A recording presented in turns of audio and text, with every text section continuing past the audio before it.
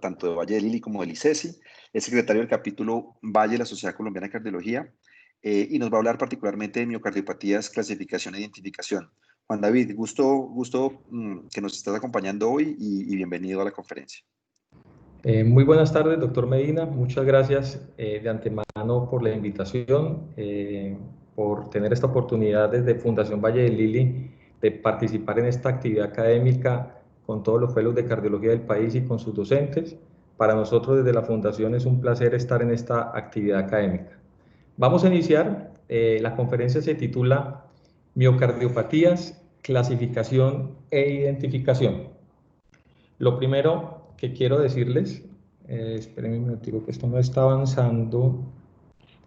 Lo primero que quiero decirles es que, como es una charla netamente académica, no tenemos ningún conflicto de intereses. La idea es que hagamos una discusión sobre la temática del día de hoy. La conferencia la tengo diseñada más o menos para 50 minutos, que es un poco larga, y luego algunos minutos para que hagamos algunos comentarios en conjunto con todos los cardiólogos y fellows del país. Entonces, lo primero que yo les quiero decir es que cuando nosotros tenemos pacientes con miocardiopatías, tenemos pacientes en diferentes escenarios. La cara de la miocardiopatía generalmente en las fases iniciales no es fácil de distinguir. Tenemos que tener un hallazgo y una sospecha clínica grande. Cuando ya aparecen estos ecocardiogramas con estos fenotipos, pues comienzan los estudios y la profundidad de los estudios, pero esto debe comenzar desde la consulta de atención primaria. Entonces, las miocardiopatías son un conjunto heterogéneo de enfermedades que pueden tener un fenotipo común y que ese fenotipo no necesariamente tiene el mismo genotipo, que ahorita les voy a explicar desde el punto de vista cardíaco y desde el punto de vista genético qué significa. En el primer ecocardiograma ustedes ven un eje parasternal largo donde hay un paciente con una miocardiopatía hipertrófica y que al final tuvo diagnóstico de amiloidosis AL.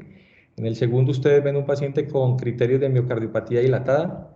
En el tercero están viendo un paciente que tiene también miocarditis hipertrófica con una hipertrofia muy marcada, pero tiene la variante genética, que es la amiloidosis ATTR. En el cuarto ustedes ven el paciente que tiene displasia ritmogénica del ventrículo derecho. Y en el último ven una miocardiopatía de estrés reversa, que es un Takotsubo reverso. Estas son algunas de las manifestaciones de las miocardiopatías, pero las miocardiopatías van mucho más allá.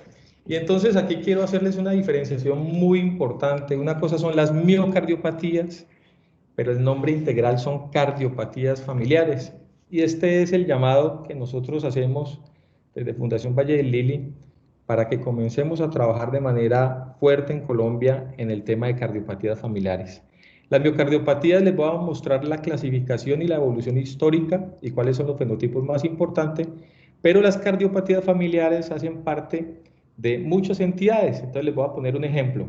En las cardiopatías familiares están las enfermedades de la aorta, las cardiopatías congénitas, las miopatías esqueléticas con compromiso cardíaco, la hipertensión pulmonar, las fenocopias, los pacientes con síndrome de QT largo y QT corto, los pacientes con taquicardia ventricular catecolaminérgica polimórfica, los pacientes con enfermedad del sistema de conducción, los pacientes con fibrilación auricular, y ya vienen más específicamente las enfermedades cardiovasculares asociadas y las miocardiopatías, que las que más conocemos son la hipertrófica, la dilatada, la ritmogénica, la no compactada y la restrictiva. Cuando nosotros hacemos una diferenciación muy importante entre lo que significa una miocardiopatía y una cardiopatía familiares, estamos entrando en el escenario de los diagnósticos genéticos, que hoy en día son el presente y el futuro de muchas de las cardiopatías familiares y de las miocardiopatías que tenemos en nuestro escenario del día a día. Y entonces es muy importante dejar un mensaje. Cuando nosotros tenemos pacientes con cardiopatías familiares, no estamos tratando un solo paciente, recordar que estamos tratando una familia. Y las intervenciones que hagamos con ese paciente y con esa familia no solamente hacen parte de aumentar su esperanza de vida, de prevenir la muerte súbita de manera temprana, de hacer asesorías genéticas o asesorías ginecobstétricas, que la harán un grupo especializado, un trabajo en equipo, sino que estamos definiendo toda una cohorte familiar. ¿Por qué es importante saber sobre miocardiopatías?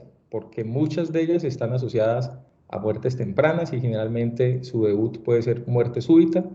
porque son clínicamente heterogéneas y en las fases iniciales no es fácil que nosotros reconozcamos los fenotipos y depende, la expresión de la enfermedad depende primero del tipo del fenotipo y segundo de la edad del paciente. Tenemos que tratar de definir si esa miocardiopatía de alguna manera nosotros podemos alterar su pronóstico para que estos pacientes vivan mucho más y saber que tenemos ya bases genéticas claramente reconocidas que nos ayudan para estudiar no solamente el caso índice, sino la cohorte familiar. Por lo tanto, las miocardiopatías hacen parte de un trabajo multidisciplinario y este trabajo multidisciplinario comienza desde las consultas externas de medicina interna o medicina familiar hasta los equipos cardiológicos fuertes de cirugía cardiovascular y el heart team con cardiólogos clínicos, cardiólogos de insuficiencia cardíaca, cardiólogos genetistas, hemodinamistas, electrofisiólogos, pacientes que tienen enfermedades sistémicas con compromiso del corazón y tienen que ver a veces con las rasopatías. Entonces necesitamos al neurólogo, al nefrólogo o al pediatra. Las imágenes son muy especiales y son muy importantes, desde la imagen convencional de un ecocardiograma transtorácico para definir fenotipos y pronósticos asociados con resonancia magnética PET o estudios genéticos, biología molecular. Algunos escenarios de estos pacientes requieren confirmación histopatológica y entonces esto hace parte de un engranaje muy grande que debemos tener en nuestros niveles 3 y 4, donde queremos hacer cardiopatías familiares. La evolución de la enfermedad del músculo cardíaco, como todo en medicina, tiene una evolución histórica y podemos decir que por allá en 1850 se comenzaron a hablar de pacientes que tenían procesos infecciosos respiratorios y que hacían unas inflamaciones en el corazón y esas inflamaciones eran crónicas que en los primeros 5 años llevaban a la mortalidad, lo llamaban miocarditis crónicas. Ya hacia 1900 comenzaron a identificarse unas primeras enfermedades del músculo cardíaco que afectaban el corazón pero que no se sabían cuál era la causa. Y allí fue la primera identificación de las enfermedades primarias del miocardio. Hacia 1956, 1957 apareció un término que se llamó miocardiosis. Fue el primer término asociado a miocardiopatía y fue una serie de pacientes que tenían compromiso de la clase funcional, que de alguna manera tenían un corazón grande y que parecía que las arterias del corazón no estaban enfermas. Esa descripción más adelante, hacia 1968, la Organización Mundial de la Salud la reconoció ya como una entidad donde decía, hay una enfermedad que no sabemos la etiología, pero que parecen varias etiologías, donde predomina un corazón muy grande, hacen falla cardíaca y el compromiso prioritario o mayor está en el músculo cardíaco. Hacia 1980 la Organización Mundial de la Salud encontró ya unas enfermedades primarias y secundarias del músculo cardíaco y de ahí en adelante viene la evolución de lo que nosotros conocemos en los diferentes papers, el americano del 95, la AJA del 2006, el europeo del 2008 y la clasificación de la doctora Mogues del 2013. Pero estas historias todas pueden ser diferentes y son diferentes porque cuando nosotros comenzamos a ver quiénes marcaron los hitos en nuestras enfermedades del miocardio, tenemos que en 1899 el doctor Fiedler fue el primero en hablar en miocarditis aguda intersticial en pacientes que estaban en África y que hacían algún grado de enfermedad, con una enfermedad que comenzaba con fiebre, con deterioro del estado general, que la fiebre era cíclica y que luego supimos que era paludismo.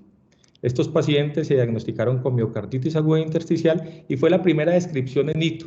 Luego, en el año 49, el doctor Evans comenzó a hablar o a describir algunas familias que tenían corazón grande y que tenían el músculo del corazón enfermo. En 1956 viene ese término de miocardiosis y es básicamente una cohorte retrospectiva de lo que el doctor Evans había descrito en algunas variantes de familias y que esas familias generalmente las personas habían muerto antes de los 45 años. En 1957 Brincken habla de una enfermedad en el músculo cardíaco pero sin enfermedad coronaria y ya en 1972 el doctor Goodwin con la Organización Mundial de la Salud habla de cardiopatía de 3 tipos y la describe como hipertrófica, restrictiva y dilatada no isquémica. En 1980 otra vez Goodwin hace el primer task force y describe las miocardiopatías primarias y secundarias Y el escenario de las miocardiopatías cambia en 1990, cuando se describe la primera mutación de la beta-miosina. Es una mutación sarcomérica que ustedes más adelante van a ver la importancia y por qué el cambio en el escenario de las miocardiopatías del 90 hasta la actualidad. En 1996 hay descripción de 5 tipos de miocardiopatías. En el 2006 el doctor Maron habla de miocardiopatías primarias y secundarias. Perry y Elliott habla de 6 tipos y de primarias y de secundarias. Y luego viene esa clasificación nosológica del 2013 de la doctora Arbustini, es el MOGES. Saber que la prevalencia de las miocardiopatías, a pesar de que algunas son muy raras, miren que la hipertrófica y la dilatada no son tan raras en la población general como nosotros pensaríamos. Tienen la misma prevalencia de una dislipidemia heterocigótica, sabiendo que las dislipidemias heterocigóticas están subregistradas y subdiagnosticadas en nuestra población. Entonces, cuando ustedes ven la prevalencia de una hipertrófica y una dilatada de origen genético o no, es bastante importante y quiere decir que en 50 millones de habitantes tenemos un número importante de pacientes que probablemente no tenemos diagnosticados. Y entonces aquí viene este Task Force de 1995 y nos hablaban de cardiomiopatías. Ustedes van a ver que inicialmente utilicé el término cardiomiopatías, pero la charla se llama miocardiopatías. En la evolución histórica se habló inicialmente de diferentes frases. Durante muchos años se utilizó cardiomiopatías, pero el término genérico que se recomienda es miocardiopatías por compromiso del miocardio. Entonces, en esta época hablaban de cardiomiopatías y hablaban de la dilatada, hipertrófica, restrictiva, arritmogénica del ventrículo derecho y otras no clasificadas como la fibrolastosis, el miocardio no compacto, la disfunción sistólica con mínima dilatación, las enfermedades mitocondriales. Estas enfermedades están asociadas a compromiso en la fracción de eyección, generalmente, y a un compromiso primario del músculo cardíaco. Pero también había unas cardiomiopatías específicas, que son enfermedades del músculo cardíaco, pero que están asociados a enfermedades, a trastornos ya sean cardiológicos o no, y entonces está la enfermedad coronaria, la enfermedad valvular, la hipertensiva, las miocardiopatías inflamatorias, las metabólicas, entre otras. En el 2006, el paper de la AJA hace una descripción y amplía el diagnóstico y nos dice, son un grupo heterogéneo de enfermedades del miocardio que están asociadas a disfunción mecánica y o eléctrica que generalmente, pero no de forma invariable, presentan hipertrofia ventricular inadecuada o dilatación y que son debidas a una variedad de causas que frecuentemente son genéticas. Es la primera vez que se describe la electricidad y es la primera vez que comenzamos a hacer descripciones más puntuales de la base genética. Y entonces la dividen en 3 escenarios: las genéticas mixtas y adquiridas. Las genéticas hablan de la hipertrófica, de la displasia ritmogénica del ventrículo derecho, del ventrículo izquierdo no compacto, no compactado, de las mitocondriales, de los defectos de conducción y de las canalopatías. En las mixtas colocan la dilatada y la restrictiva, y en las adquiridas la miocardiopatía inflamatoria, el tacoxubo, la periparto, y las que están asociadas a taquicardias o a hijo de madres diabéticas. Hablan de unas cardiomiopatías secundarias, que son toda esa clasificación que ustedes ven de infiltrativas, de almacenamiento, de toxicidad, de endomiocárdicas, de enfermedades granulomatosas, de síndromes de rasopatías, de síndromes cardiofaciales, de deficiencias nutricionales, de cardiotoxicidad y de autoinmunidad. Luego viene una clasificación que es un poco más completa, que es como el resumen ampliado, que es la clasificación europea del 2008, y define unos fenotipos muy claros, que son, en primer lugar, la hipertrófica, en segundo lugar, la dilatada, en tercer lugar, la displasia ritmogénica, en tercer, la cardiomiopatía restrictiva o miocardiopatía restrictiva, y las no clasificadas. Y abre dos brazos. El brazo de si hay posibilidad de que haya herencia familiar o genética, y en esa herencia familiar o genética definen si hay un defecto genético no identificado o si hay una enfermedad genética clasificada con mutaciones conocidas. Y lo mismo hacen en no familiar y no genética, y básicamente lo que deciden es si esta enfermedad es idiopática o está clasificada. Ya luego viene y se complica mucho más, que es la clasificación de MOGES, que es una clasificación nosológica, donde básicamente la doctora nos define, llamemos así, 5 variables grandes, y uno es el fenotipo y morfología, que es la M, la O, que es el compromiso de órganos o sistemas, la G, que es si tiene comportamiento mendeliano o no, la E de etiología de acuerdo a la cascada genética y la S que tiene que ver con el estadio de acuerdo a la clasificación ACC-AHA y clase funcional de NIHA. Sabiendo que los fenotipos o la morfología están descritas con esa evolución histórica que les acabo de mostrar, que compromiso de órganos y sistema va desde el compromiso cardíaco hasta los compromisos de otros órganos y otros sistemas, que en la genética saber si ese caso índice tiene historia genética positiva o negativa o desconocida, si es autosómica dominante, autosómica recesiva, o está ligada a otras líneas de herencia mendeliana, o definitivamente si es una aparición esporádica y no tiene genética mendeliana. En la etiología, tratar de ir más allá y definir cuál puede ser la etiología, si es de novo, si hay una etiología genética, si hay alguna inflamación dentro de etiologías no genéticas como son las miocarditis inflamatorias o las enfermedades infiltrativas, por ejemplo. Y en el estadio, saber en qué estadio de clase funcional, tanto estructural como de clase funcional, se encuentra el paciente. El llamado es que cada vez que tengamos miocardiopatías deberíamos hacer una clasificación nosológica, no solamente para el diagnóstico adecuado, sino para el pronóstico y seguimiento. ¿Cuándo cambió el escenario de las miocardiopatías?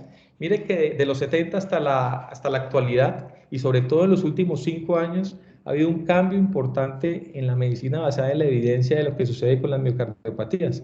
Se puede decir que los estudios que salieron entre el 2013, 2017 y 2019 son casi 10 veces más que lo que habíamos publicado en los últimos 25 años antes del 2013. Y ese escenario nos lleva al escenario más importante, que es el escenario genético. ¿Cuándo comenzó a cambiar esto? Después de 1990, cuando encontramos la primera mutación, con el escenario de las nuevas técnicas de secuenciación genética, que son costo efectivas, donde se pueden correr al mismo tiempo muchos genes y se pueden encontrar muchas mutaciones que probablemente hoy en día sabemos que están asociadas con genes prioritarias a enfermedades del músculo cardíaco. Entonces, miren lo interesante, por ejemplo, en la miocardiopatía hipertrófica. La miocardiopatía hipertrófica sabemos que el gran porcentaje de los pacientes tienen una herencia mendeliana y que tienen mutaciones sarcoméricas. Ustedes van a ver ahorita más adelante el porcentaje. Pero también sabemos que hay pacientes con enfermedades con grosor aumentado del corazón que son mutaciones esporádicas y que no tienen origen mendeliano. En la cardiopatía dilatada podemos tener miocardiopatías adquiridas o genéticas con mutaciones de la laminina o sarcoméricas y que al mismo tiempo podemos tener overlap con enfermedades como la hipertrófica, la no compacta y la restrictiva. La displasia arritmogénica del ventrículo derecho, que hoy en día mi recomendación es hablar de miocardiopatía arritmogénica, tiene un origen genético y miren que no, generalmente no tiene un overlap con el resto de miocardiopatías. Saber que la restrictiva, cuando se diagnostica, es en número de casos mucho menor que la hipertrófica y que la dilatada, y que nosotros tenemos que tener en cuenta esto para poder direccionar los test genéticos que vamos a hacer en nuestros pacientes.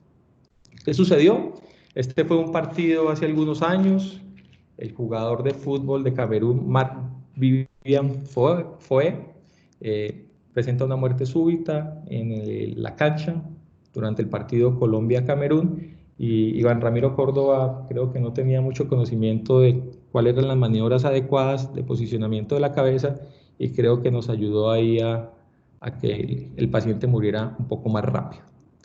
En esta miocardiopatía hipertrófica, lo primero que tenemos que saber, a pesar de que estamos hablando en un escenario de cardiólogos y de fellow, es que generalmente es un aumento en el grosor de la pared del ventrículo izquierdo que no está explicado por condiciones de carga anormales. Las más comunes son la hipertensión arterial y las valvulopatías. Saber que en un porcentaje importante de estos pacientes pueden tener un origen genético, que debemos tener en cuenta que estos pacientes generalmente no tienen síntomas y a medida que progresa la hipertrofia pueden tener deterioro en clase funcional, dolor torácico, palpitaciones y síncopes cuando tienen gradientes hemodinámicos significativos, que algunos de estos pacientes pueden debutar con muerte súbita pueden hacer insuficiencia cardíaca que progresa a insuficiencia cardíaca en estadios avanzados y que debemos tener reconocimiento muy importante de cómo la diagnosticamos. Estas miocardiopatías hipertróficas tienen base genética y en un gran porcentaje de mutaciones sarcoméricas.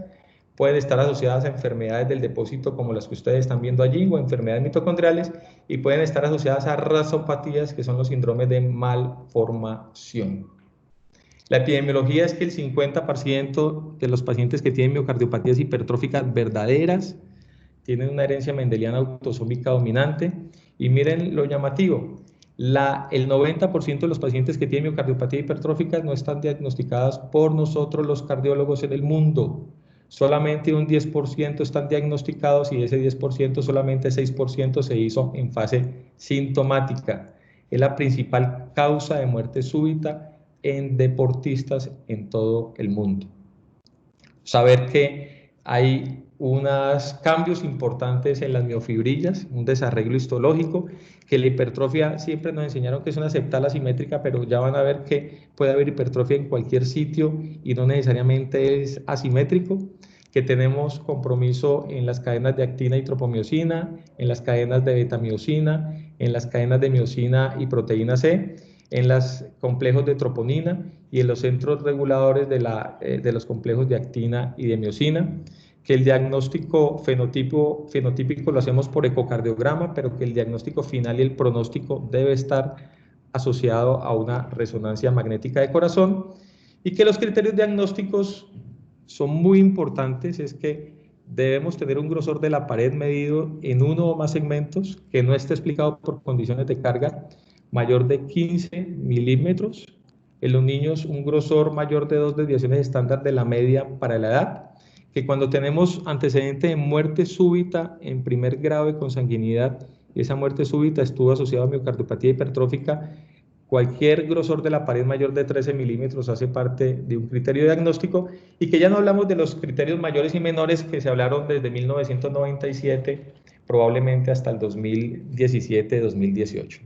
Hay unos retos diagnósticos muy importantes para nosotros los cardiólogos y son los pacientes que tienen hipertrofia de base, que pueden tener más de 60 años, que son hipertensos de base, pero que esa hipertensión ha sido la hipertensión que siempre se ha catalogado en estadio 1, y que tienen ventrículos izquierdos dilatados, hipoquinéticos y están adelgazados en la pared.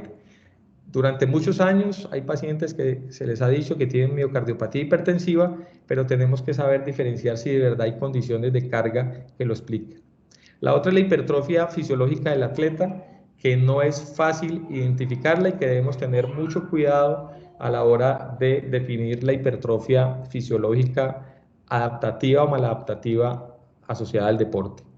Y siempre que tengamos pacientes con estenosis aórtica leve o hipertensiones leves durante largo tiempo, saber diferenciar si estas condiciones de carga me explican el grosor aumentado o no de la pared. Ahora bien, ustedes van a ver esta gráfica, está un poco cargada, pero básicamente quiero dejarles el mensaje, es que el 40-60% de los pacientes con miocardiopatía hipertróficas se les encuentra una mutación sarcomérica, y la mutación sarcomérica van a ver estas letras raras que ustedes ven acá, que se llama la más frecuente, que es la mutación de la MYP3, que es entre el 15 al 30% de los pacientes. La mutación que cambió la historia de la cardiología genética, que es la mutación de la MYH7, que está entre el 10 y 20% de los pacientes, que es la mutación de la cadena pesada de la betamiosina, y que hay un porcentaje entre el 25 y 30% de los pacientes que no se les encuentra mutación, que no se les encuentra causa, y entre un 5 a 10% de los pacientes que tienen algo que llaman fenocopias. Quiere decir que tienen fenotipo hipertrófico en el ecocardiograma y en la resonancia, pero que no tienen explicación genotípica en mutación genética, sino que tienen otras enfermedades, como por ejemplo enfermedades de errores innatos del metabolismo, enfermedades neuromusculares, enfermedades mitocondriales, los síndromes de malformación, y lo que está de moda hoy en día en el mundo, la enfermedad amiloidea del corazón, en cualquiera de sus variantes importantes.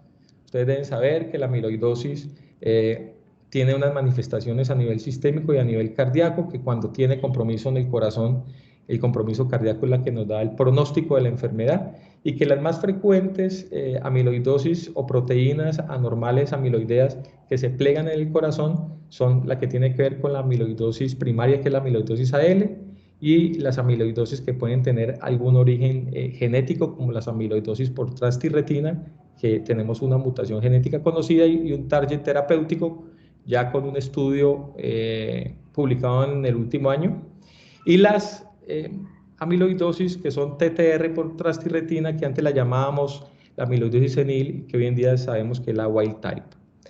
Debemos conocer que muchas de estas rasopatías, enfermedades neuromusculares, están asociadas a compromisos en otros órganos y sistemas, y que tenemos que saber más o menos cuál es el fenotipo físico de esos pacientes para que nosotros podamos derivar a los pacientes de manera temprana en las diferentes disciplinas como tal.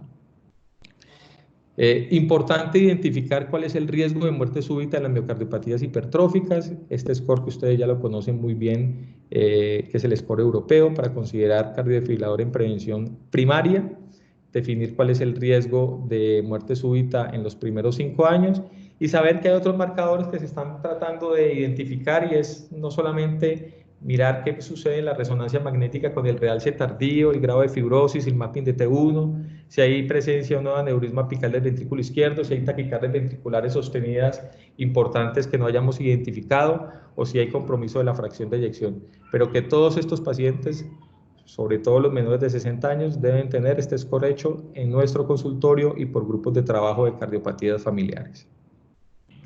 Por último, ustedes ven aquí 4 ecocardiogramas.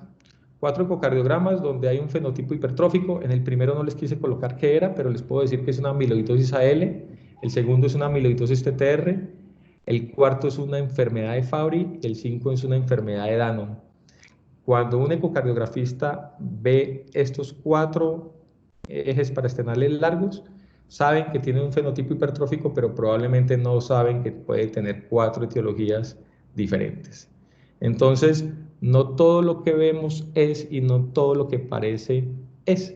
Por eso es importante conocer los diferentes fenotipos que pueden estar implícitos dentro de la misma miocardiopatía hipertrófica.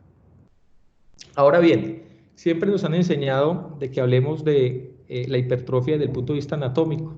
El mensaje grande es siempre utilicemos el gradiente hemodinámico. El gradiente hemodinámico, ustedes ya saben que la presencia de obstrucción está con gradientes en reposo mayor de 30 milímetros de mercurio y que las intervenciones farmacológicas deben comenzar allí. Pero que los que tienen gradientes obstructivos en reposo o con ejercicio mayores de 50 milímetros de mercurio, después de un tratamiento óptimo farmacológico guiado por guías y siguen sintomáticos, quiere decir en clase funcional NIHA 2, 3 o 4, deben ir a otro tipo de alternativas, entre esas las alternativas ya sea por miomectomía o por ablación con alcohol. Nosotros debemos siempre tratar de evaluar el gradiente obstructivo en reposo y o en estrés para definir si el paciente tiene fisiología obstructiva. Una recomendación de uno de los líderes mundiales en miocardiopatía hipertrófica es que siempre el ecocardiografista describa muy bien el eje parasternal corto y defina en los diferentes niveles del eje parasternal corto dónde está la hipertrofia, porque siempre nos han dicho que es una hipertrofia septal asimétrica, pero hay algún grado de pacientes que pueden tener hipertrofias concéntricas severas y que pueden tener algún origen genético. Entonces, tratar de hacer muy bien la descripción en los ejes parasternal corto, sobre todo para los médicos que van a valorar los pacientes con miocardiopatías. Saber que hay unas banderas rojas, no se las voy a describir, unas banderas rojas de signos, síntomas electrocardiográficas, ecocardiográficas, de historia familiar, pero aquí solamente quiero dejarles 2 mensajes. Mucho cuidado con los pacientes que tengan PR corto y preexcitación e hipertrofia, porque son pacientes que pueden estar asociados a mutaciones genéticas que pueden dar mortalidad temprana. Ojo con los bloqueos AB en pacientes con enfermedad amiloidea o enfermedad de Fabry. Y mucho cuidado con esa disociación que hay entre el ecocardiograma hipertrofia y los bajos voltajes, que pueden ser asociados a enfermedad amiloidea. Claves otras, cuando tenemos un paciente con hipertrofia en ecocardiograma y con voltajes normales o bajos en el electrocardiograma, debemos pensar, como les dije anteriormente, en amiloidosis, en sarcoidosis primaria del corazón o en ataxia. Cuando tenemos hipertrofia en el ecocardiograma con voltajes exagerados, hay que pensar en la miocardiopatía hipertrófica y especialmente pensar en la enfermedad de Fabry o en Danon. Pero cuando tenemos enfermedad con voltajes exagerados y con ondas P pequeñas en el electrocardiograma menores de 90 milisegundos y PR corto, lo primero que ustedes deben pensar es una enfermedad de Fabry o un Danon. Por último, saber que en Colombia todos nosotros tenemos paneles genéticos de acuerdo a los convenios que tengan las diferentes EPS e instituciones para hacer una valoración de genes prioritarios o de mutaciones prioritarias, perdón, o de mutaciones ampliadas que nos ayudan a definir pronóstico a mediano y a largo plazo en nuestros pacientes. Hoy en día se cree que hay una penetrancia genética del 60% o de más en centros donde hay muy buena experticia para el diagnóstico. Por último, para ustedes como cardiólogos, saber que si yo tengo una historia familiar de miocardiopatía hipertrófica, debo ir a hacer una búsqueda de cascada importante desde el punto de vista genético, haciendo búsqueda de las mutaciones que son prioritarias, las cuales se las mostré hace más o menos 5 o 6 slides, y que de acuerdo a esa historia familiar, si hay historia severa de hipertrofia o no, tenemos que ir en búsqueda de algunas mutaciones que son más específicas que pueden llevar a muerte súbita temprano. Mucho cuidado con las preexcitaciones y el PR corto, porque están asociadas a unas mutaciones que se llama la PRKJ2 y el LAMP2, que están asociadas a enfermedades del metabolismo y que esos pacientes mueren antes de los 25 años. La segunda miocardiopatía es la miocardiopatía dilatada, y entonces esta es una foto de una mujer de una tribu que está en África, que es la tribu Mursi. Las mujeres desde los 13 años les implantan como unos platos en los labios, y a medida que la mujer tenga el plato más grande, quiere decir que tiene mayor valor social dentro de su comunidad y es sinónimo de belleza femenina. En esta tribu, tener platos grandes significa belleza y altruismo. Para nosotros como corazón, tener dilatados los ventrículos es sinónimo de enfermedad y de un pronóstico en un futuro cercano que puede estar afectado.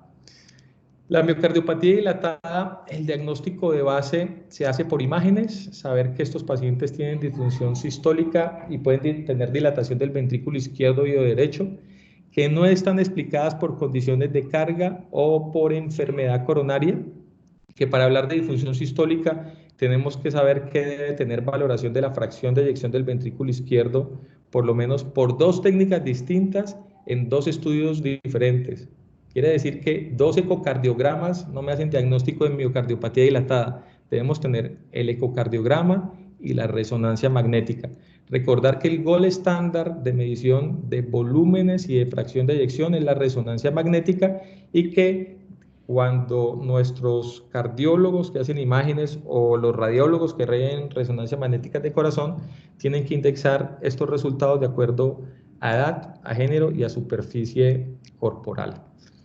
Saber que la miocardiopatía dilatada se describió por primera vez en un corazón trasplantado en Italia, y lo que vieron era que había una historia familiar de muertes tempranas que no estaban explicadas por enfermedad coronaria epicárdica y no estaban explicadas por condiciones de carga.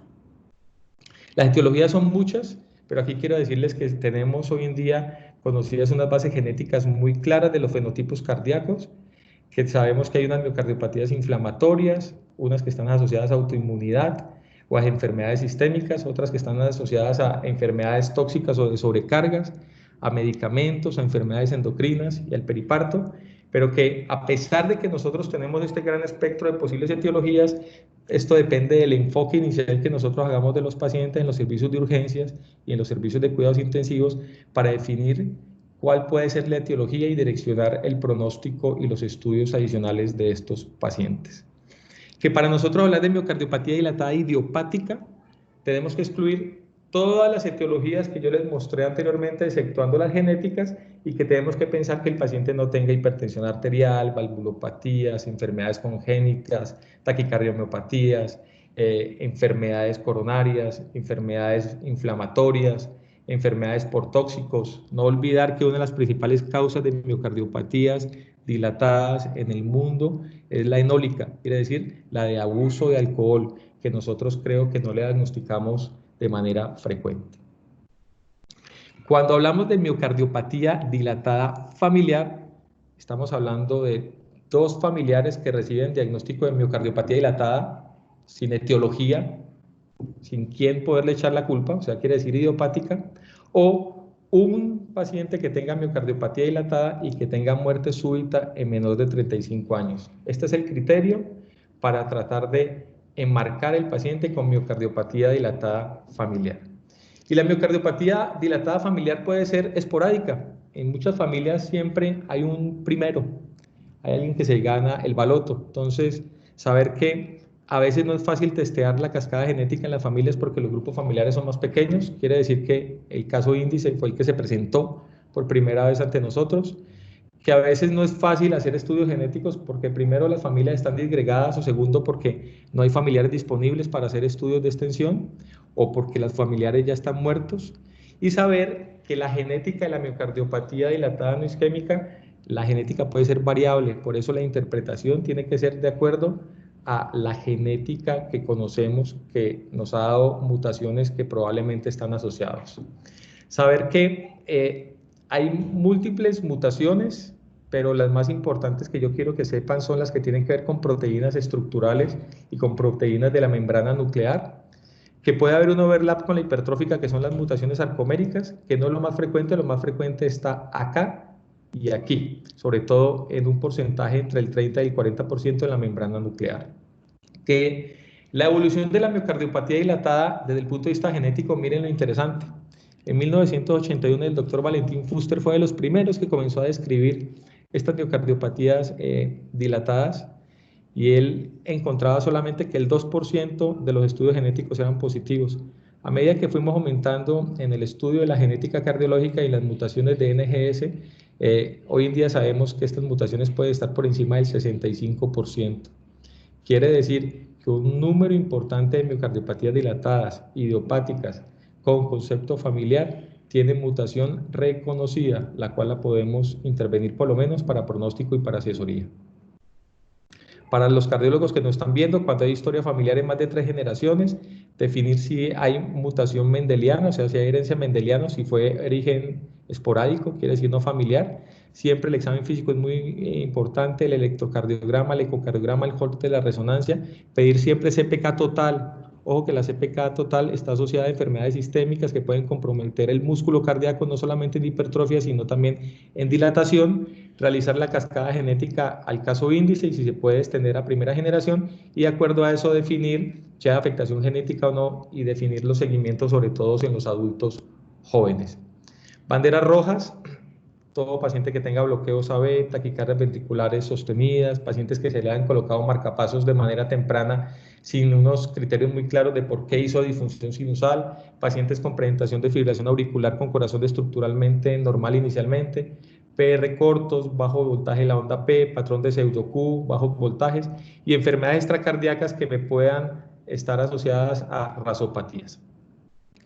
Esas banderas rojas van desde bloqueos AB, amplitud baja de la P, y ondas que nos generan o que nos sugieren infartos posterolaterales, pacientes con bloqueos atípicos de rama derecha, QRS de mucha amplitud. Todas estas están asociadas con mutaciones, sobre todo esas mutaciones de la membrana celular o enfermedades del músculo en general, no solamente cardíaco, sino del esquelético. Ojo con la sarcoidosis, con la enfermedad de Chagas, con la enfermedad de Lyme y con pacientes que de alguna manera puedan tener miocardiopatías arritmogénicas. Saber que dentro de esas mutaciones importantes hay una mutación que es un truncamiento de la laminina, que es una de las mutaciones que si nosotros la llegáramos a encontrar en nuestros pacientes, así el paciente no tenga un predictor grande de muerte súbita por score, deberíamos considerar con un nivel de evidencia de 2AB colocar un cardiodefibrilador en prevención primaria. Se sabe que esta mutación, que es un truncamiento de la titina, lleva a mortalidad, muerte súbita antes de los 35 años como debut. Entonces, ojo con esa mutación y siempre debemos tratar de buscarla cuando estamos sospechando en nuestros pacientes. La miocardiopatía dilatada, en resumen, siempre buscar etiologías secundarias, el gran porcentaje son etiologías secundarias, Descartar enfermedad coronaria, ya sea de manera con coronariografía o TAC de coronarias. No olvidar la base genética, definir screening familiar, y aquí ya hay un aumento, hasta hace algunos años era menor de 60 años, hoy en día hasta los 70 años.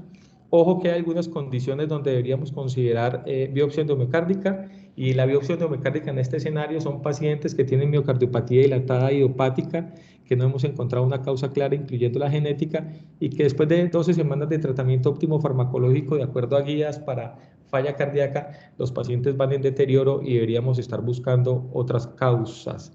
¿Buscando qué? Que no se nos vaya a pasar una amiloidosis en burnout, que no se nos vaya a pasar una enfermedad por sarcoidosis o algunas otras miocardiopatías infiltrativas.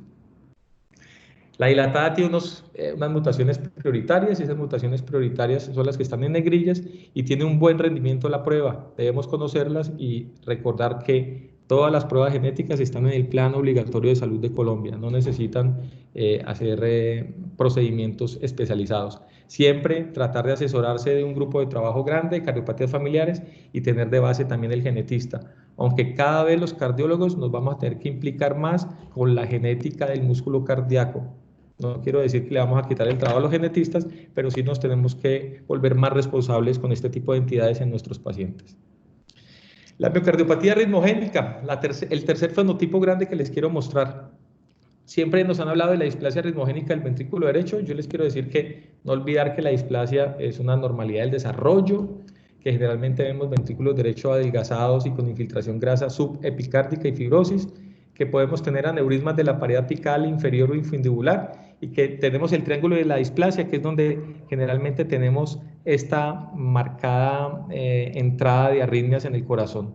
Pero saber que hay algunos pacientes que pueden o no tener displasia, pero que pueden cumplir criterios de miocardiopatía ritmogénica, y es que pueden tener compromiso no solamente del ventrículo derecho, sino del izquierdo, y que pueden tener un reemplazo fibrolipídico en el epi del mesocardio sin cumplir los criterios de displasia de nacimiento, y que estas enfermedades desde 1996 fueron descritas por un grupo americano y un grupo italiano, donde nos dicen que las resonancias magnéticas tuvieron un compromiso importante sobre todo el ventrículo izquierdo. Entonces, saber que en la miocardiopatía ritmogénica tenemos la displasia ritmogénica del ventrículo derecho, el compromiso derecho y el compromiso izquierdo, y cuando hay overlap entre las dos cavidades. Tenemos genéticamente claramente reconocidas las mutaciones desmosómicas, y esas mutaciones desmosómicas tienen que ver con 3 o 4 proteínas, y que el gran porcentaje de las miocardiopatías ritmogénicas están en esas mutaciones. Que el gol estándar para diagnóstico se llama la resonancia magnética nuclear, que es la que nos va a ayudar a diferenciar bien el diagnóstico y el fenotipo. Que dentro de los estudios genéticos, las mutaciones desmosómicas son el gran porcentaje, que entre el 10 y el 20% son desconocidas, y que hay unas mutaciones no desmosómicas que generalmente están asociadas a mutaciones que pueden estar asociadas a hipertrofia, o sea, mutaciones sarcoméricas. Que hay enfermedades que tienen que ver con enfermedades neuromusculares o inflamatorias y con miocardiopatías. Las miocardiopatías es lo que nosotros conocemos como la displasia ritmogénica del ventrículo derecho. La inflamatoria, mucho cuidado con las miocarditis crónicas y con la enfermedad sarcoidea primaria del corazón, que ustedes saben que se manifiesta entre un 2 y 4%. Generalmente nos enseñaron que la sarcoidosis es una enfermedad sistémica con compromiso pulmonar y que puede tener compromiso cardíaco. Pues no, hay un porcentaje bajo de pacientes que tienen enfermedad primaria solamente del corazón sin compromiso pulmonar y sistémico, y que estos pacientes los tenemos que reconocer, porque a veces, como las dos entidades se manifiestan con arritmias auriculares y ventriculares, hacemos un mal diagnóstico. La presentación clínica, y lo que les quiero decir es que es de gente muy joven, que tiene una mutación con herencia mendeliana autosómica dominante, que la gente se reconoce generalmente porque hace palpitaciones y síncope con el ejercicio, y muchos debutan con muerte súbita durante ejercicio de intensidad moderada o de alta intensidad. Que ojo que estas arritmias generalmente están inducidas por estimulación adrenérgica o por una disfunción autonómica post-esfuerzo. Por eso en la gente que hace deporte de alto rendimiento debemos hacer búsqueda activa de enfermedades que me puedan llevar a miocardiopatías arritmogénicas. Saber que tenemos 3 documentos grandes, el del 2010, 2019 y uno que salió la semana pasada, que es del grupo de Padua en Italia, pero a grandes rasgos hay unos criterios mayores y menores para definir el diagnóstico. Esos criterios están dados por los criterios electrocardiográficos que todos los que estamos acá más o menos conocemos, que tiene que ver con anormalidades en la despolarización, sobre todo en B1, en B2 y en B3. Ojo con las anormalidades en la repolarización también en B1, en B2 o en pared lateral o posterior. Y saber que está muy asociado a unos, llamémoslo así, unos criterios mayores o menores de acuerdo a si hay taquicardias ventriculares sostenidas o no.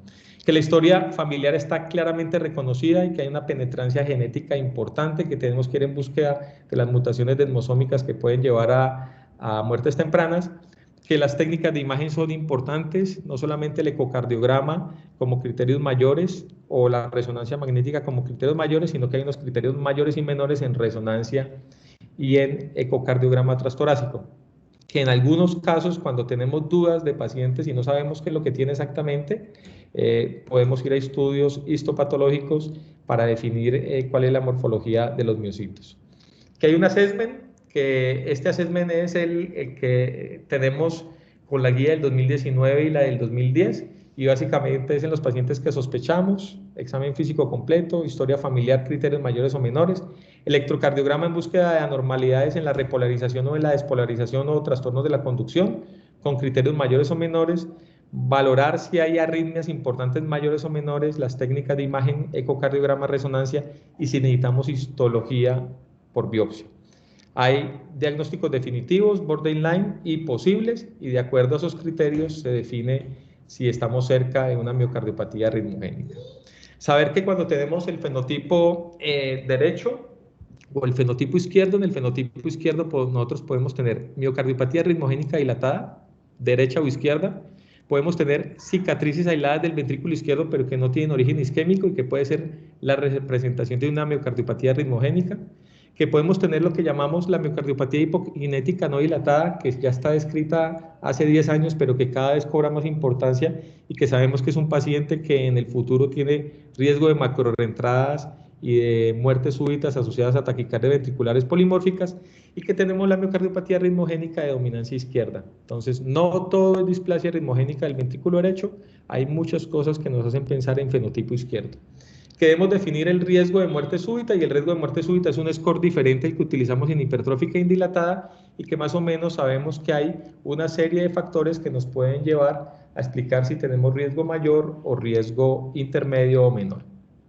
Conocemos la genética, ojo con esta mutación que les voy a mostrar acá, la TMEM43, es una mutación desmosómica que si ustedes la llegan a encontrar en sus pacientes, a pesar de que este paciente esté asintomático en clase funcional NIHA 1 y tenga un score de bajo riesgo de muerte súbita, ustedes deben considerar con un nivel de evidencia 2A, colocarle cardiofibrilador en prevención primaria porque está asociado a muerte súbita con ejercicio antes de los 30 años. Miocardiopatía restrictiva, para terminar, el cuarto fenotipo, saber que estos pacientes generalmente tienen aurículas moderada o severamente dilatadas, que estos pacientes tienen ventrículos de tamaño normal o pequeños, que pueden tener leve o moderada hipertrofia como tal, que la fracción de eyección está preservada, que estos pacientes tienen una fisiología de disfunción diastólica y restrictiva, que debemos conocer que hay diferentes etiologías, y dentro de los 4 grandes pilares definir si hay miocardiopatías infiltrativas, si hay miocardiopatías idiopáticas, si hay miocardiopatías asociadas a toxicidad o si hay miocardiopatías por enfermedades de depósito. Que esas etiologías pueden ser de origen familiar o no familiar, y ojo que yo aquí les quiero dejar, como ustedes han visto, la enfermedad amiloidea es la gran simuladora de las miocardiopatías. Ustedes pueden tener, a pesar de que sabemos que es una miocardiopatía infiltrativa, puede tener fenotipo hipertrófico y dilatado en fases avanzadas, fenotipo que puede estar asociado a restricción o el overlap entre todos. Entonces yo aquí quiero mostrarles que en la familiar ustedes pueden tener diferentes tipos de amiloidosis, que generalmente siempre a mí me había quedado en la cabeza que la amiloidosis senil, que es la miocardiopatía restrictiva del adulto mayor, era la representación típica de la wild type. Pues no, las TTR o la L se pueden presentar también con un overlap entre diferentes fenotipos. Y que hay unos orígenes no familiares que tienen que ver también con enfermedad amiloidea, con enfermedades sistémicas, con el síndrome hipereosinofílico, con síndromes carcinoides, con enfermedades metastásicas, con radiación y con toxicidad por medicamentos. Que puede haber un compromiso endomiocárdico del miocardio y que esas enfermedades del endomiocárdico pueden ser primarias o secundarias y que las del miocardio pueden ser no infiltrativas, infiltrativas o de depósito, y que aquí en el depósito no olvidar las tesaurismosis, que son todas las enfermedades que me pueden producir algún tipo de depósito en el corazón. Ojo en las infiltrativas, de nuevo aparece la amiloidosis y la sarcoidosis. Los criterios diagnósticos son signos y síntomas clásicos de falla cardíaca izquierda o derecha. Generalmente son pacientes que tienen arritmias auriculares, riesgo tromboembólico elevado, recuerden que tienen unas aurículas muy gigantes. Ecocardiograma transtorácico es básico para valorar la función diastólica y el patrón restrictivo. La resonancia magnética debería ser el gol estándar confirmatorio, y en algunos pacientes que tenemos dudas de la fisiología, realizar cateterismo cardíaco derecho. Para los ecocardiografistas, recordar los criterios para valorar la disfunción diastólica, saber que hay unas banderas rojas ecocardiográficas para miocardiopatías restrictivas que las tenemos que tener en cuenta en los diferentes escenarios, y que tenemos un rendimiento muy bueno del estudio genético y que este estudio genético está asociado más a los genes de la titina. Por último, la penúltima diapositiva, la amiloidosis es la gran simuladora. No voy a entrar a profundizar porque el objetivo era mostrar los fenotipos, pero saber que cuando un paciente tiene amiloidosis AL, que es la primaria, que puede tener compromiso en diferentes órganos y sistemas, incluyendo el corazón, pero que el corazón es el que nos da el pronóstico de vida de este paciente, ha visitado el 60% de los pacientes, han visitado más de 5 especialistas para poder llegar a un diagnóstico final. Nosotros, los cardiólogos, en el momento que sospechemos amiloidosis con compromiso cardíaco, debemos valorar rápidamente, descartar o confirmar amiloidosis AL, porque si se confirma la amiloidosis AL es una urgencia, y esa urgencia definen los expertos que debe estar en tratamiento hemato-oncológico en los primeros 7 días si hay discrasia sanguínea con expansión clonal. La amiloidosis genética, la ATTR, puede tener múltiples presentaciones que nosotros no estamos acostumbrados, desde los pacientes con fracción de eyección preservada hasta los de fracción de eyección comprometida, los pacientes que tienen overlap de fenotipos, los pacientes que puedan tener algún grado de estenosis aórtica con calcificación marcada, que son llevados a cirugía de reemplazo o a TAVIs, los pacientes que tienen trastornos de la conducción y que terminan con marcapasos de manera temprana y nunca hicimos la pesquisa final, o los incidentalomas, que son los pacientes que van a algún grado de estudio de medicina nuclear. Generalmente son estos pacientes que se hacen estudios corporales óseos y ven que el corazón capta de alguna manera. Este es el flujograma europeo, que luego fue traducido en un documento en la sesión de la página de la Sociedad Colombiana de Cardiología, y básicamente es el assessment de las miocardiopatías, donde los invito primero a que hagamos una evaluación integral en clínica, en biomarcadores, en imágenes, y que de acuerdo al fenotipo de la fracción de eyección vayamos excluyendo o confirmando fenotipos y direccionando. No olvidar que la genética llegó para quedarse, que hay una evolución muy importante en las pruebas genéticas, ya para concluir, que debemos tener genotipo, fenotipo y sistema nosológico en estos pacientes, que vamos hacia una medicina personalizada, que tenemos que hacer prevención de muerte súbita y que todas las miocardiopatías tienen que tener nombre y apellido completo. Trabajo en equipo. Muchas gracias. Bueno, muchísimas gracias por la conferencia. Le voy a ser muy sincero, doctor, porque es de las mejores charlas que he visto sobre el tema en muchísimo tiempo. Yo me la paso viendo estas conferencias porque pues yo hago imágenes, soy ecocardiografista y también hago resonancia y TAC, y lo felicito porque es de las charlas más difíciles de dar y la disfruté, aprendí muchísimo y lo felicito. Realmente excelente la conferencia. Vamos a darle paso a las preguntas. La primera pregunta es del doctor José Cita, fellow de la Universidad Javeriana. José. Gracias, muy buenas tardes, doctor López, muchas gracias por la conferencia. Buenas tardes, doctor.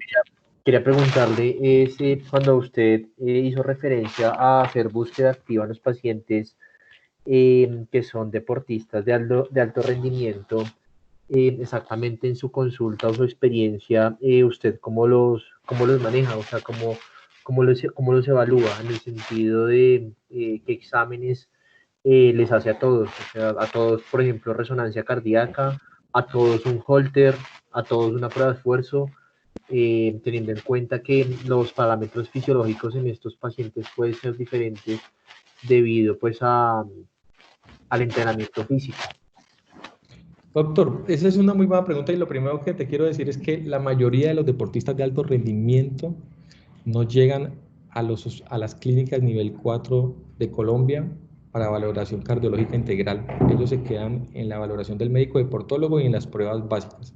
Pero te puedo decir que los documentos de los grupos de alto rendimiento, y en este caso te voy a hablar, por ejemplo, del fútbol, del baloncesto y del atletismo, se recomienda que estos pacientes deben tener cada año ecocardiograma transtorácico, cada 2 años pruebas de esfuerzo convencionales, pero no las pruebas de esfuerzo convencionales que nosotros hacemos día a día, sino los test de ergoespirometría con prueba de esfuerzo convencional, un holter cada 2 años y una resonancia magnética cada 2 a 3 años. Lo más difícil en estos pacientes es definir, como todos estos pacientes generalmente tienen hipertrofia, es definir si esa hipertrofia es fisiológica, es una mala adaptación al ejercicio o es una adaptación fisiológica al ejercicio. Entonces, lo que se puede decir es que el electrocardiograma es la primera bandera roja. Un profesor mío de electrofisiología de Fundación Valle del Lili, que es el doctor Pava, y un profesor mío de Puerta de Hierro, que es el doctor García Pavía, que creo que hoy en día es uno de los líderes de miocardiopatías en Europa, dicen que todo lo que usted tenga de trastornos de la repolarización en un deportista después de B3, hasta que se demuestre lo contrario, es anormal, doctor. ¿Sí? Entonces, la primera línea de base es un electrocardiograma que usted tiene que hacer la comparación en el tiempo de ese deportista. ¿Qué está sucediendo en la repolarización? Lo segundo es un ecocardiograma muy bien hecho y lo tercero es que lo mínimo que deben tener es una resonancia magnética de corazón. Porque usted en la resonancia magnética, el doctor Medina, que es experto en resonancia magnética, nos va a decir la forma como de manera temprana nosotros podemos encontrar si estos pacientes pueden tener algún predictor para miocardiopatía ritmogénica. No necesariamente displasia, doctor, sino miocardiopatía ritmogénica. Obviamente, si tienen displasia, pues la resonancia no la va a dar de entrada. Entonces yo creo que hay que tratar de valorar esa parte. En los pacientes que tienen miocardiopatía hipertrófica, siempre se debe medir, uno, el grosor de la pared y el grosor de la pared en diferentes sitios, por eco y por resonancia. Dos, observar si con el estrés, con el ejercicio, hay gradientes obstructivos o no. Y tres, yo creo que es muy importante hacer un análisis del historial familiar, porque no es lo mismo que yo tenga un deportista de alto rendimiento con hipertrofia maladaptativa, que yo tenga un paciente con hipertrofia maladaptativa, pero con historia genética positiva. ¿Sí? O sea, historia familiar positiva. Básicamente es eso. No sé si alguien quiere opinar, o comentar, estamos abiertos a la discusión. Gracias.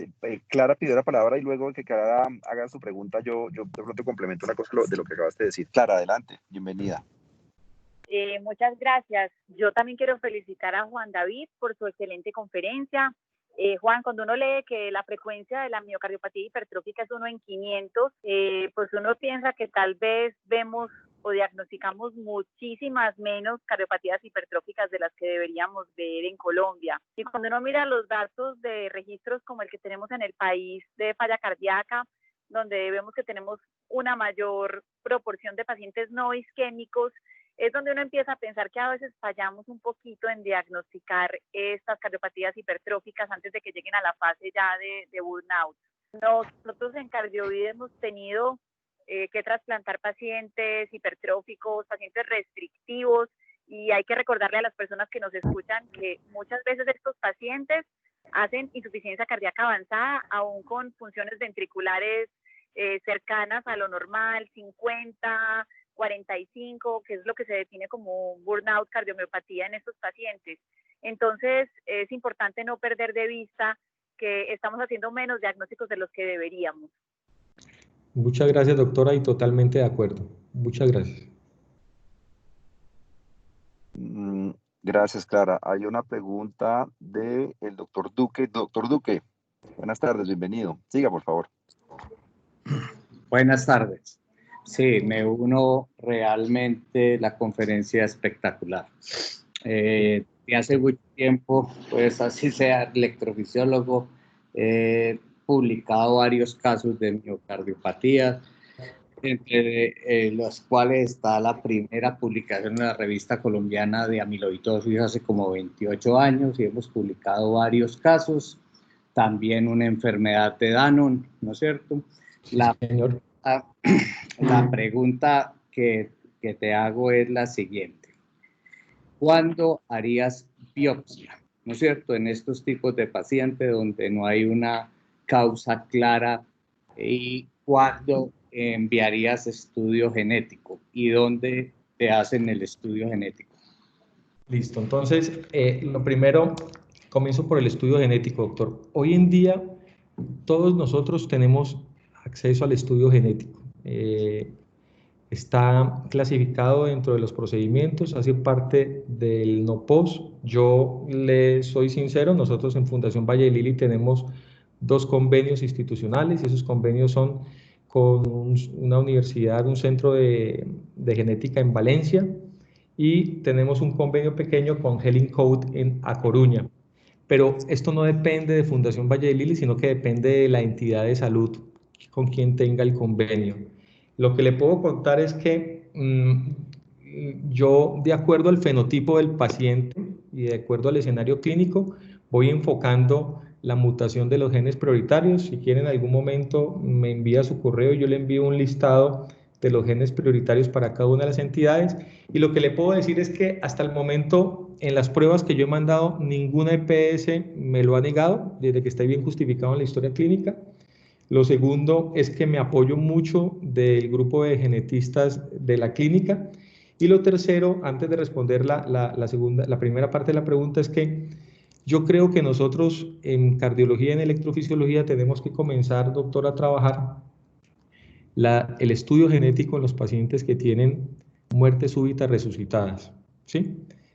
Hoy en día tenemos un panel genético amplio y bueno en todos estos pacientes que tienen muerte súbita, que están resucitados de manera temprana en los hospitales o por dispositivos y que son jóvenes y que no tenemos el apellido final de la enfermedad del corazón.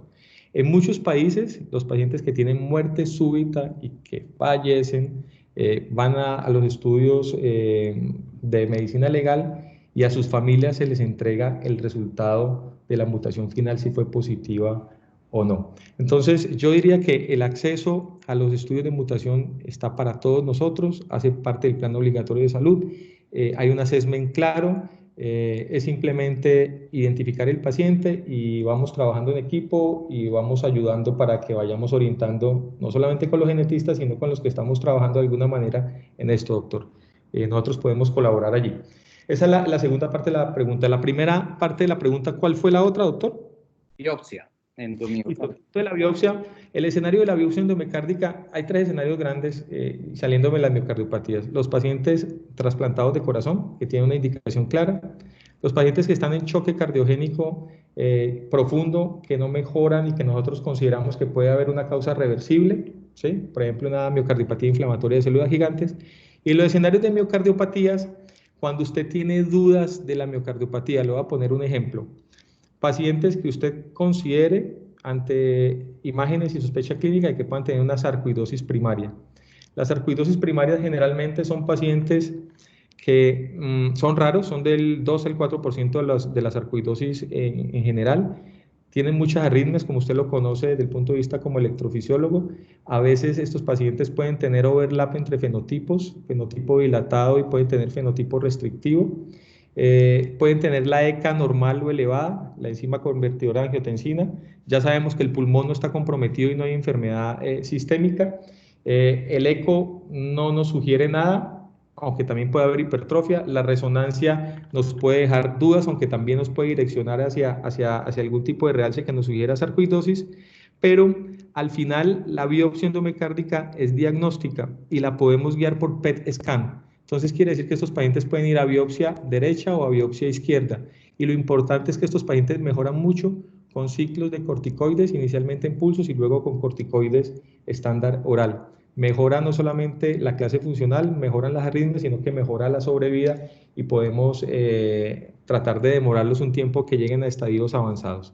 El segundo escenario son de esos pacientes que tienen miocarditis inflamatoria subagudas, que nosotros todavía en Colombia no hacemos medición importante. Nosotros nos quedamos en la histología básica, nos quedamos en la inmunohistoquímica, pero no hacemos la medición de autoanticuerpos. Hay dos grupos grandes en el mundo que están midiendo autoanticuerpos en estos pacientes o crónicos, que son el grupo alemán y el grupo italiano.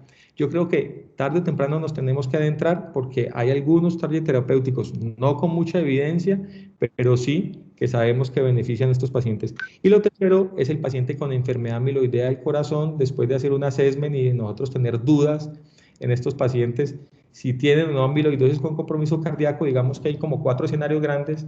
En uno de esos escenarios nos sirve la biopsia endomicárdica del ventrículo derecho, que generalmente puede tener buen rendimiento para enfermedad amiloidea, y lo importante es hacer la tinción de rojo Congo, hacer la lámpara de fluoresceína o la lámpara verde que llaman, y tratar de hacer inmunohistoquímica para definir si es TTR, ATTR, AL o AA. Eso sería como los escenarios grandes. No sé de pronto, Clarita, si me quieras ayudar con más escenarios de biopsia endomiocárdica, o el doctor Noel Flores, o el doctor Juan Esteban Gómez, o el doctor Olaya. ¿Están escuchando?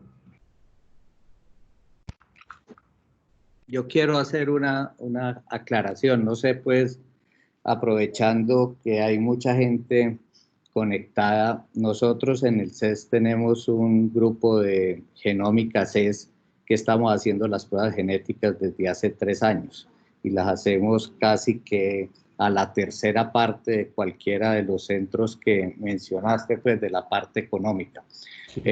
Estamos haciendo evaluación de muerte súbita familiar en resucitación y no tenemos un diagnóstico etiológico claro. Siempre en los familiares, pues, como línea genética de primera generación, padres o hermanos, les hacemos test genéticos a todos. No sé si viste, hace poco salió un trabajo muy importante con este tipo de pacientes, pues, o de familiares de muerte súbita resucitada, que no se conocía la etiología, pues, que Wolf Parkinson White, que no era una miocardiopatía hipertrófica, que no era una displasia, etcétera. Se encontró en el 57% positivo para Brugada. Eso me dejó supremamente aterrado, porque sí, tenemos muchos síndromes de Brugada, pero nunca, pues, pensaría yo en esa cantidad. O sea, importante tener en cuenta que en Colombia, pues, hacemos los test genéticos y se pueden pedir específicamente como quieran, inclusive se puede hacer hasta el genoma completo. El genoma vale 1.800.000 pesos. O sea, si quiere cualquiera de ustedes hacerse el genoma completo, ahí le dice de qué se va a morir en 10 años y con qué patología o qué tiene. Es impresionante, es una máquina que realmente venía para Brasil, y cuando hubo todos los problemas en Brasil con Lula, no había quien se quedara con la máquina, y había un genetista paisa allá en Estados Unidos y se vino para el CES a trabajar y está haciendo muchísimas publicaciones. De hecho, ahora con el COVID y con la PCR está haciendo casi que 1.000 pruebas diarias, ¿no es cierto?, de todo Colombia.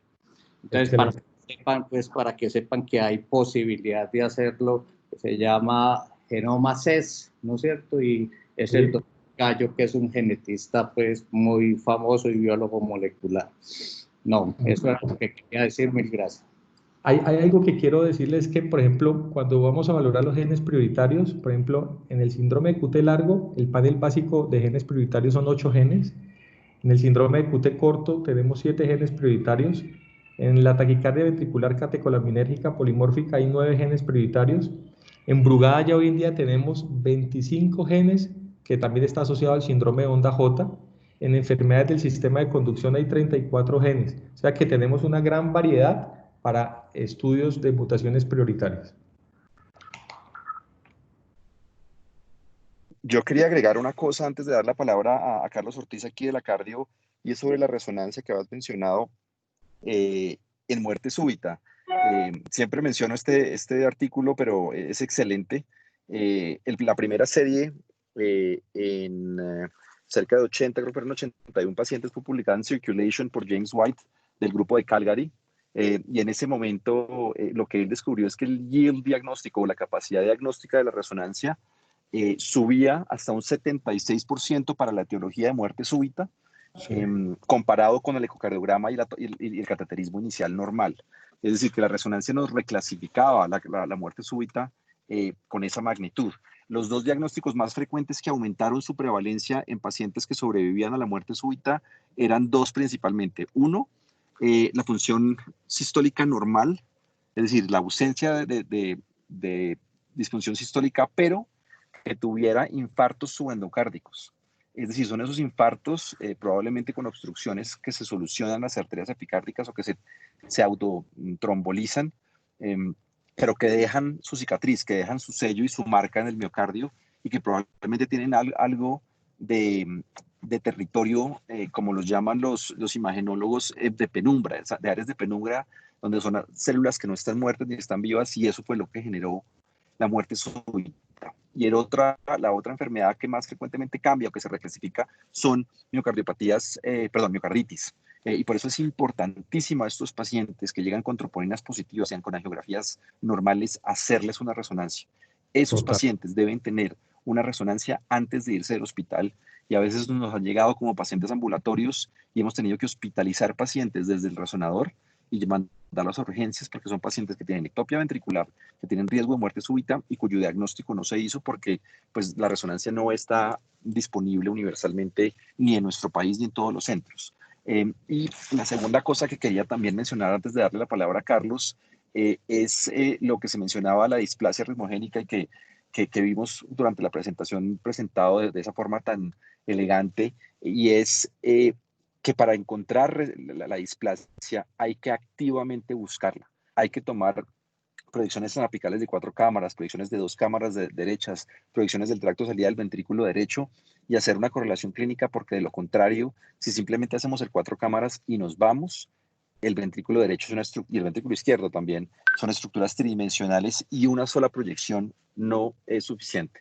Simplemente quería mencionar eso como complemento a lo que mencionó Clara y lo que ha mencionado el doctor Duque desde Medellín. Adelante, Carlos, por favor. Gracias, excelente presentación y excelente discusión.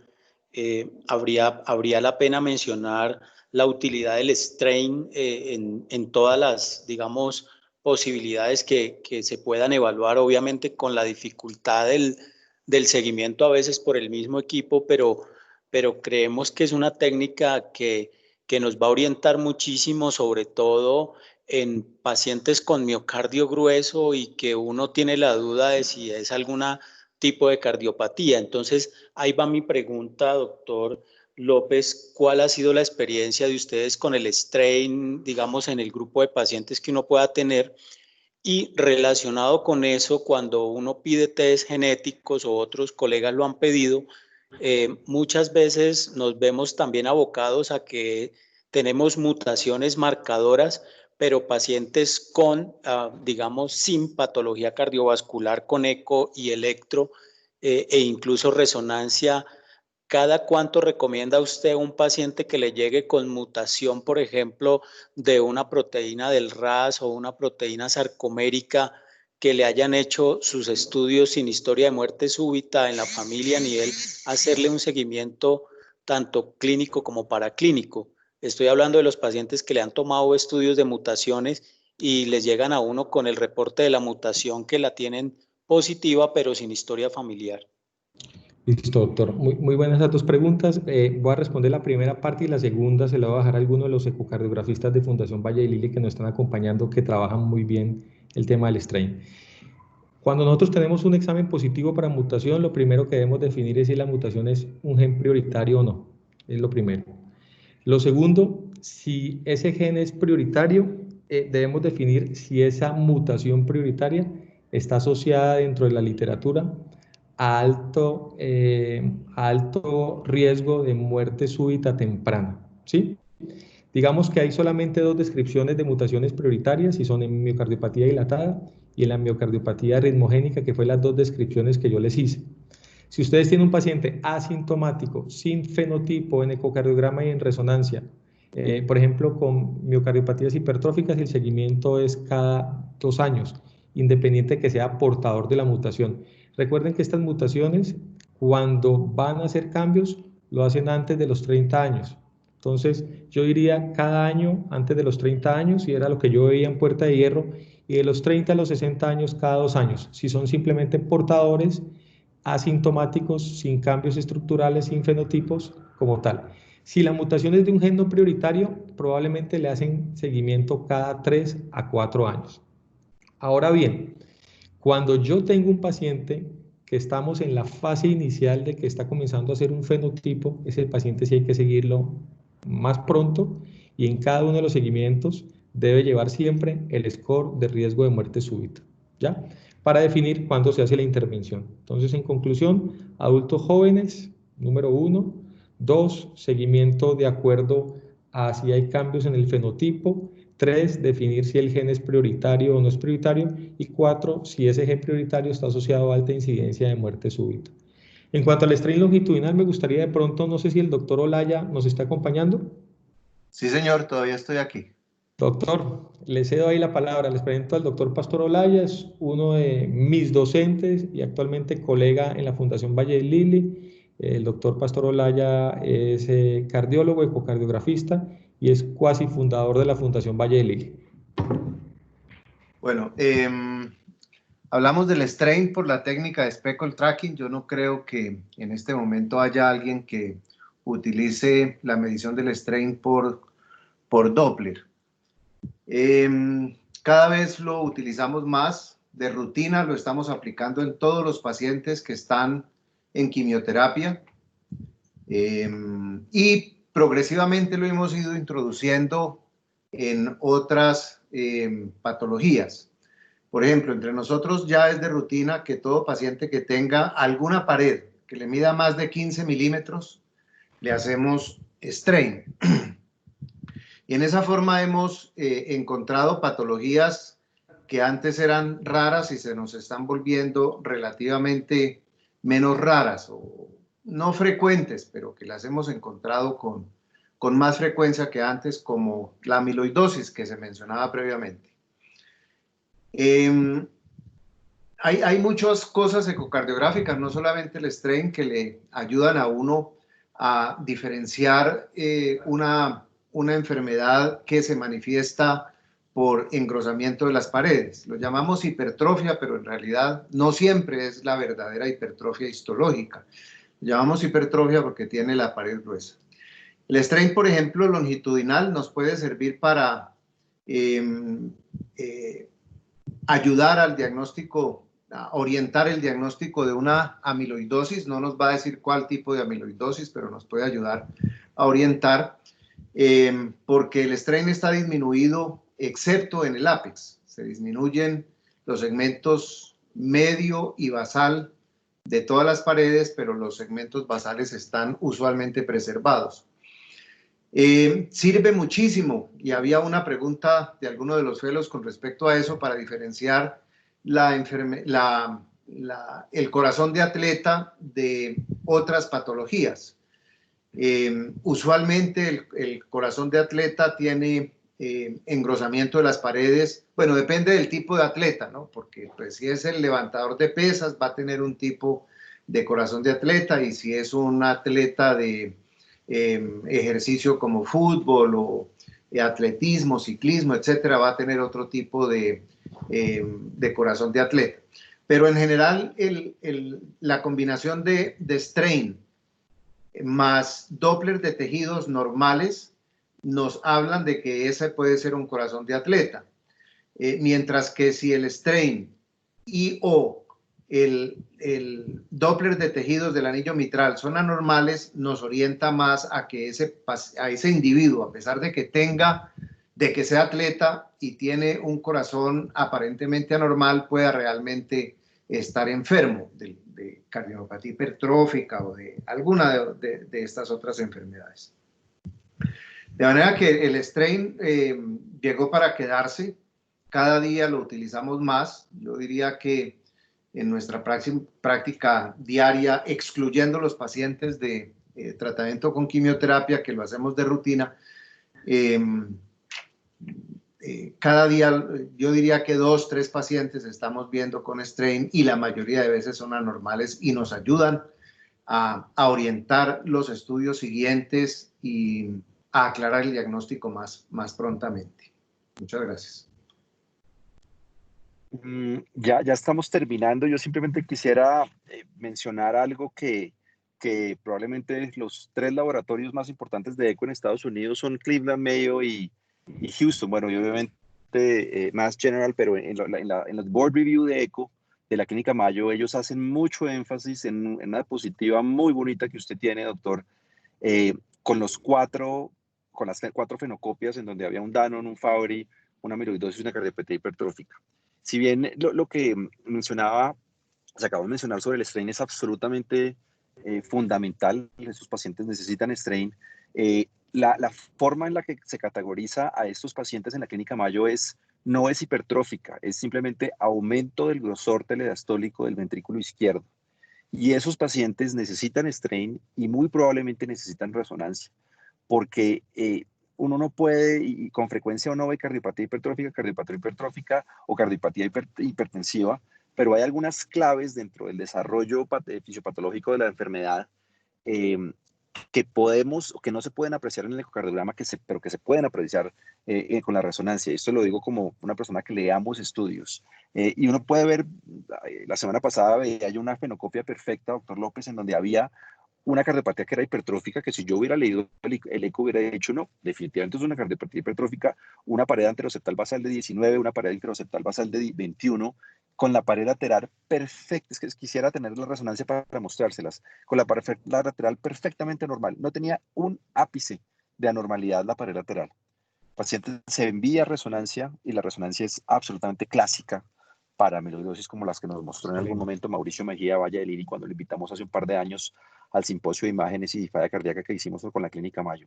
Así que esos pacientes gruesos, en donde comúnmente decíamos, no, es hipertensiva o es hipertrófica, hay que estudiarlos muy bien, como se mencionó, hay que hacerles strain, e idealmente hay que referirlos a resonancia, porque si es una cardiopatía familiar, como la cardiopatía hipertrófica, pues tiene un impacto enorme en el desenlace tanto del paciente como de los familiares. Ya esta tarde, doctor, usted generó una controversia y no una controversia, pero sí una discusión muy buena. Nuevamente le agradezco en nombre de todos los fellows del país y de todos por todo lo que nos enseñó, a todas las personas que participaron, a Clara, al doctor Duque, al doctor Cita y bueno, a todos los demás que hicieron preguntas. Muchísimas gracias y le agradecemos muchísimo. Esperamos ansiosamente que nos muestre el caso del jueves. Y a todos muchas gracias por participar. No sé si hay alguna pregunta adicional por el chat o algún comentario final, doctor Juan David, pero de nuevo muchas gracias. No, muchas gracias por la invitación. De parte de todos mis colegas y de la Fundación Valle del Lili, les agradecemos por tener nosotros la posibilidad de participar en esta actividad académica, que me parece que es una actividad importantísima para todos los fellows de cardiología y para nosotros como docentes de cardiología. Muchas gracias y gracias a todos por la participación y el tiempo. Gracias, feliz noche. Adiós. Feliz noche, gracias.